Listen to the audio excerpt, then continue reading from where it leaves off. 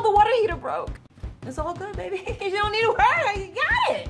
Little Billy needs braces. Insurance is not covering for it. You don't need to worry about that. You're prepared for this.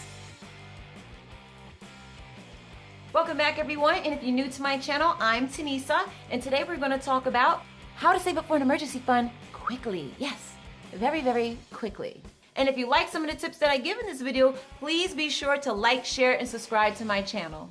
So here are some of my tips on how you can save for an emergency fund quickly.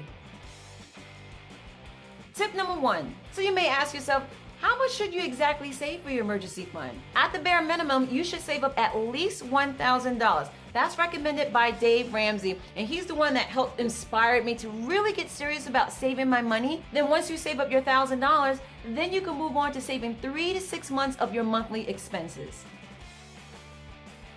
Tip number 2, do a monthly budget.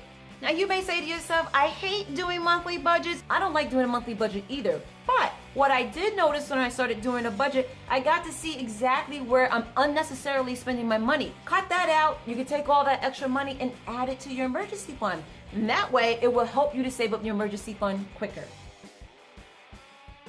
Tip number 3, get a financial planner or financial advisor.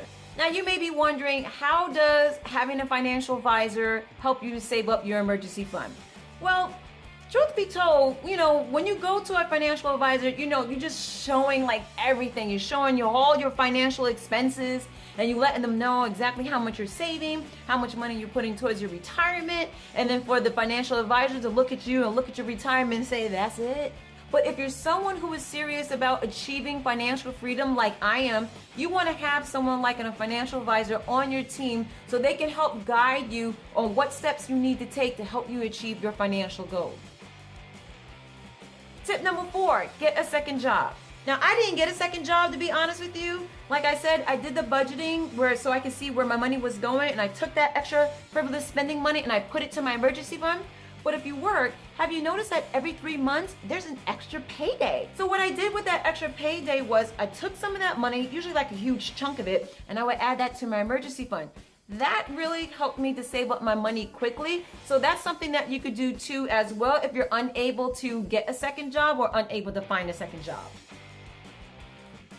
Tip number 5, make saving up $1,000 for your emergency fund priority number 1.